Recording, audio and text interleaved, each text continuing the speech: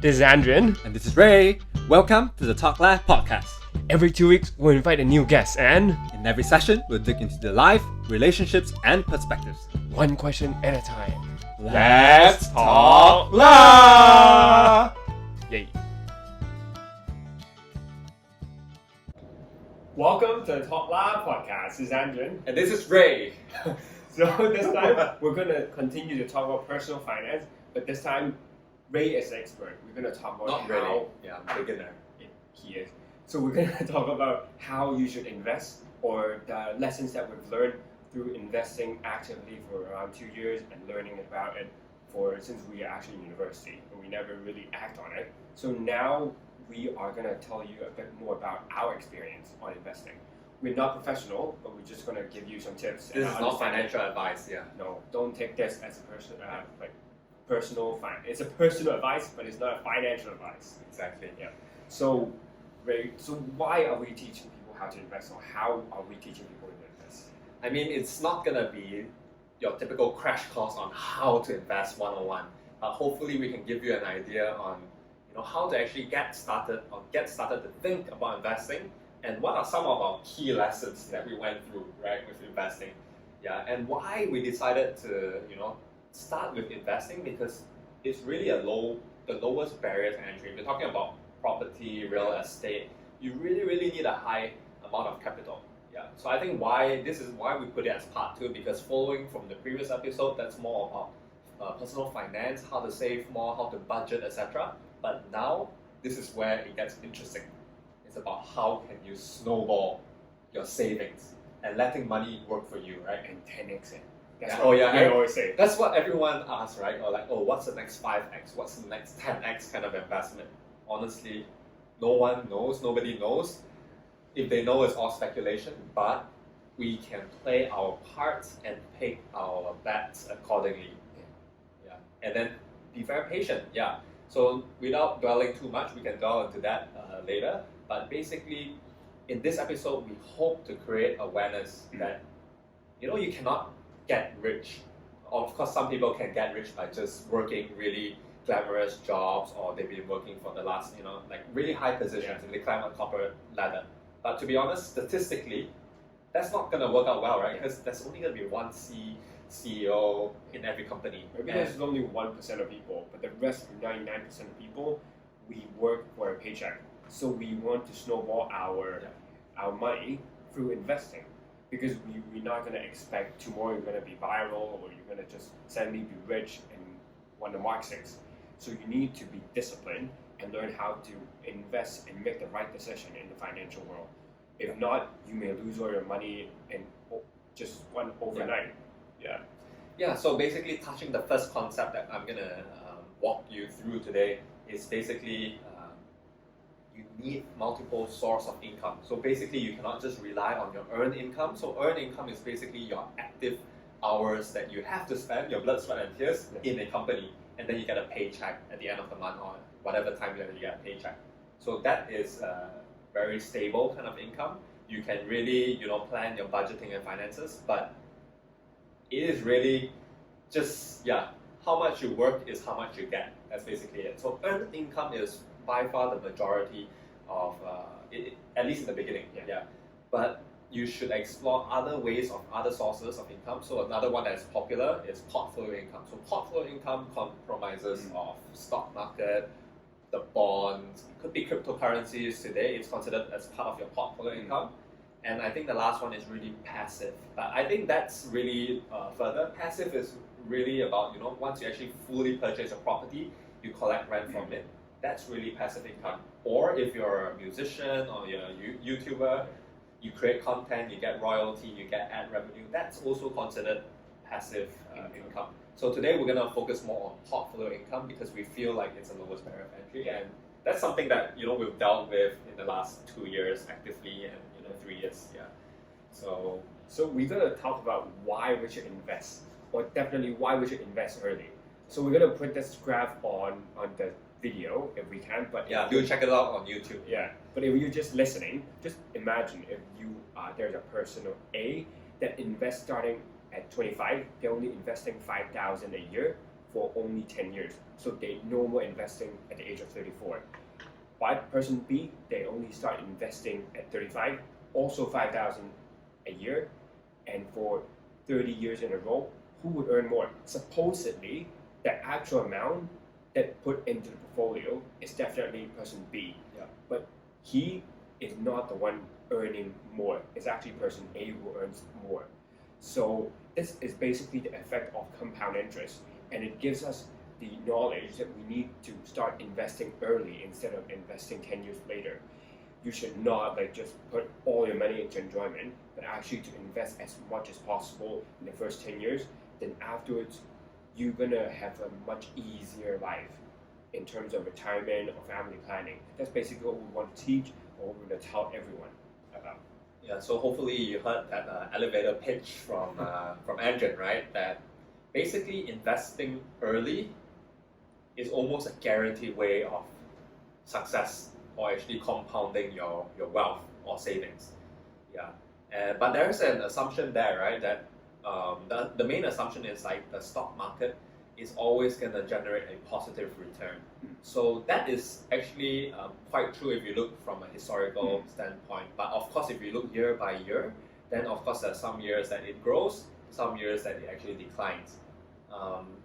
But traditionally, Overall, stock market, overall the trend yeah, is going steadily upwards instead of steadily like just steady.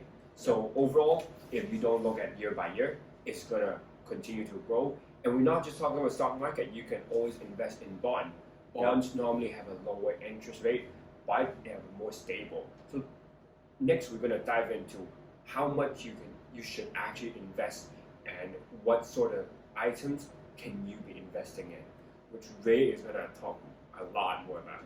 I mean, yeah, I hope that we can actually provide value, but I mean, this right now is a bit high level, but hopefully at the end we share some of the key lessons, etc. But yeah, hopefully you're all excited that, okay, how do I get into the stock market world, right? Start early, think long term, and then at the end of the day, like when you're 40, oh, you actually, like, everyone's a millionaire. I mean, yeah, we all wish to be. Yeah, so basically, like, how to get started, after you actually agree that, maybe you want to have some exposure in the stock market or, cryptocurrency or whatever type of asset class in the market that you want to grow with. Yeah, so basically, like, how to actually start having that concept of how money makes money. But I think sorry about that, but basically, like, remember first episode that you actually think about, okay, how much money you should actually allocate and save, right? Yeah, so here are some statistics or like some of the learnings or like some of the benchmark that we've pulled out from to actually start. That ideally, this is not so realistic, but I mean, if you really want to compound really fast from the beginning, right? It's like ideally, you want to actually try to save up to, or if not more than 50% of your income. That's actually really, really hard if you think about that. But I think realistically, if you want to start off, like, 10, 20, 30%, depends on your willingness and conviction on, the stock market to actually snowball your income. Yeah, so I think 20 to 30%, I think that's a good start to actually give you an initial pot of capital to actually let it grow along the time. Yeah. So just have to think about that, do a calculation. And obviously, that really depends on your earned income range. If you're earning 100K, obviously you can save up to 70, 80, 90%, yeah, maybe 85% of your income. Yeah, but if you're earning like 20K, maybe realistically, 30% is already there. Like 5K, 25% is already a pretty good amount if you earn like 20K. I don't think it's as much as possible, but it's what you're comfortable at. I think that's what I'll say take away is just not to be too stressful about saving as much as possible, but be comfortable. Yeah. So talking about the amounts and the different compound interest kind of concept, basically, what can you actually invest your money into? So what are good stocks? Are you going to give out good stocks? Meme stocks, etc. I don't think we're gonna go through too much about that, but I can name some of the stocks just to categorize them into different pools. Yeah. So basically, we'll talk about stocks first. So stocks is actually you can think of it it's actually companies, that are publicly traded. So stocks actually divides into growth stocks, blue chip stocks, or retail stocks, like whatever. Yeah. But also, there's also something called meme stocks now, which is basically if you go on Reddit or like hype stocks or speculative stocks on the internet that you want to. GameStop, AMC. So those I strongly advise, though I'm not a financial advisor, don't try to touch all those stocks in the beginning, because you may not see the benefit. It might not go towards your way. And I can share some story later on how it doesn't work out. So those are stocks. So growth stocks, for example, like Tesla, Amazon, this kind. Blue chip would be like Microsoft, Walmart. These are long businesses, Coca-Cola, that have been running out there. And cryptocurrencies is also one of lucrative way, I would say. So I can give like briefly what is cryptocurrencies. I think two main coins of cryptocurrency that you should focus on if you plan to diversify or explore into it. I think everyone should have some sort of allocation in their portfolio to crypto. That's what you said. Because I feel like that's really the future, and you really cannot avoid that. So basically, two main crypto that you should really just touch. Number one, the mother of all, Bitcoin. BTC. The other one is Ethereum. So these two are the largest cap coins, and if you really want to touch into cryptocurrencies, these two are the. But what are the concept behind Bitcoin and Ethereum? Because to a lot of people, maybe even my family or my friends, they always ask, so what's Bitcoin? What's Ethereum? Why does it hold value? Why does it have any value at all? So why?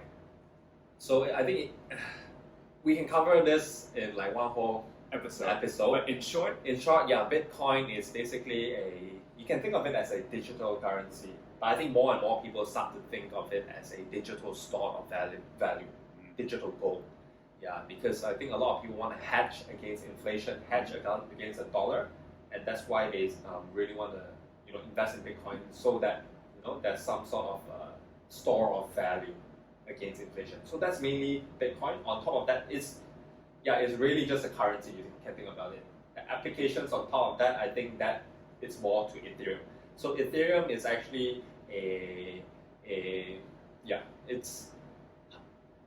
if Bitcoin is a store of value, basically Ethereum is actually the gas, like you. he needs a bit more time to remember. But I think what Ethereum has a lot of applications that a lot of different platforms. For example, NFT, it uses a lot of Ethereum algorithm for it to have a secure and to identify you are the owner. So I think Ethereum has a lot more application, a lot more real world. The application of blockchain technology, basically. I think Ethereum got really big and got really hyped up. It's because of the application of smart contract. And I think the last 6 months, NFTs was another big use case there for Ethereum. And I think that's why, for me, for my understanding, Ethereum holds value because there are a lot of applications that people need to use the blockchain technology, which is known as Ethereum. That's why it also holds value, which means that people need to mine it, need to calculate it, need to formulate it. So that's why it holds certain value. But I don't think all coins are for everyone. For example, what coins are not like? I mean, you wouldn't invest in. So basically, I think once you touch in the crypto space, you don't just touch Bitcoin, Ethereum. As much as I told myself, so the majority of my portfolio in crypto is too. But sometimes your hands get itchy. You start to research more on the different coins, and you start to see a lot of news. The Dogecoin, for example. Shiba Inu coin. So these are some of the coins that I throw a bit of a small amount of money just to see what will happen. So I really treat it as like a lottery ticket. So what happened? It really shot up, and basically I did cash out and then it shot back down. So it's investing is all about long term. I'm not here for earn quick gains, though it's tempting, but just to give everyone that your investments really depends on your risk appetite. So if you're in cryptocurrency, your risk appetite, you should be able to withstand a more volatile kind of market. So it's not for everyone, but I do strongly suggest that you should have a small allocation to crypto.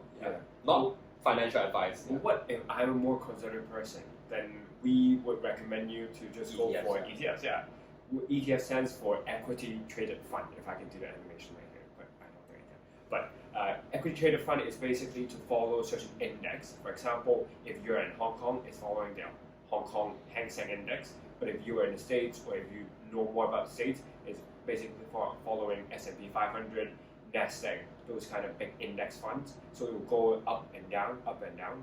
So that would overall just now echo to what we have said, is overall normal index is going upwards, have an upward trend, especially it will give out interest, so it can also compound. That's basically how ETF works, and it's a more conservative and a safer way to invest. So if there's one takeaway, like, okay, let's say you want to have a low touch of effort to invest, right? So basically the amount that you allocated, remember I was talking about the 20-30% allocation of savings that you want to actually invest. You can actually take that 20-30% and allocate across different kind of ETF. And a popular one, like if you really want to follow the S&P 500 one, like I would recommend SPY, but I'm not a financial advisor, so yeah, do your own research. Basically, just allocate your 20-30% savings into an ETF every month and be disciplined, and then you would see the market really working for you. Yeah, but there are also a few types of ETFs. For example, there are non-actively managed, which is following the index fund very closely. Or, for example, there are one that ARKK or ARKG is actively managed ETF from Kerry Woods. Yeah, right? Kathy Wood. Kathy Wood, yeah. Yeah, so I think, you can either follow like some ETF that are more speculative. They really pick the growth company. So it really depends on your risk appetite. There are ETFs that are really, really aggressive. You might lose a lot of money when the market is down, but you gain a lot of money when the market is in the upside. Yeah. So do your own research. Just give you a brief understanding on what ETF and investing is.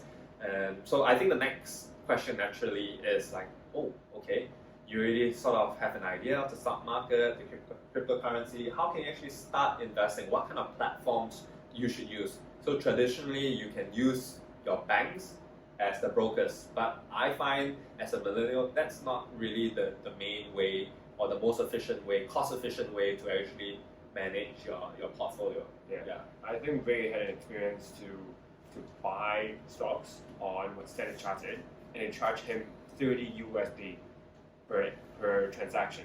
But when there are other platforms that can do as low as around $5 US, so it's around like a lot less, which means that if you hold that stock, you don't need for it to have so much gain before you sell the stock. So you actually have a lot less risk for you to hold long if you want to trade like a short term.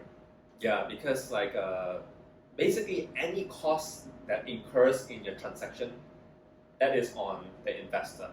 Because basically the trading platform, the broker and the bank, they actually earn the margin from whatever transaction that you do. So the lower it is, the better off from an investment standpoint, as an investor. Yeah, so I would recommend you to, I think in Hong Kong, we have this Futu, globally it's called Moomoo, or you can use like Interactive Broker, if you're in the US, Robinhood, Webull, so these kind of platforms, I think all offer really, really good Good rates. And I think once you have the platform set up, just look it up. It's actually a very quick few steps. You have to just submit some documents and then see how you can transfer the funds in there, and then you can actually trade. So that is not too hard to navigate on your own. So that's gonna give you the right tools to actually start off your investment. So what's the next step though? I got my platform ready. So how do I find the right stock, or what should I do? Finding the right stocks, probably don't listen to Talk Club podcast because we're not financial consultants or like financial planners. But basically, how to find the right stocks for you to invest on the right ETF. Like what I said, it really depends on your risk appetite. But I think a good starting point would be reading the news or actually talking to friends that are actually in the industry, and they would be able to give some sort of advice, but at your own risk. So I actually have a story later, like when you actually follow friends' advice, and then sometimes it goes against what you actually, and then at the end of the day you are the only one to blame. So but I think from my side, how I actually started investing, I actually rely a lot on YouTube. YouTube has such a great resource in terms of like investing one-on-one and how to pick the right stocks, etc. But remember to always do your own due diligence, your own research after identifying some of the stock picks that are given by those KOLs on YouTube. Yeah, because at the end of the day, you are accounted for your own investment. Yeah. Yep. And I think another important part is like make sure you have at least 3 months of your living expenses, and that's why in episode 1 it's very important to understand how much do you need from a living cost perspective, because you want to make sure that you have enough emergency funds for the next 3 months instead of investing it all on your portfolio. Yeah, because when you actually want to cash out, sometimes if you're making losses, it's not nice to actually cash out your gains. Cash out your investment at a loss, because long-term wise, you are always going to gain in the stock market. Supposedly, yeah. Not financial advice. So I think the last part, you want to just share some of the key lessons we can go through? I think we can go through casually, because I think we have quite a few key lessons that we've learned throughout a few years that we've been investing or listen to investing stories. I think the first one is, for example, Ray, I've told him to sell Tesla when it was, how much? It was a painful.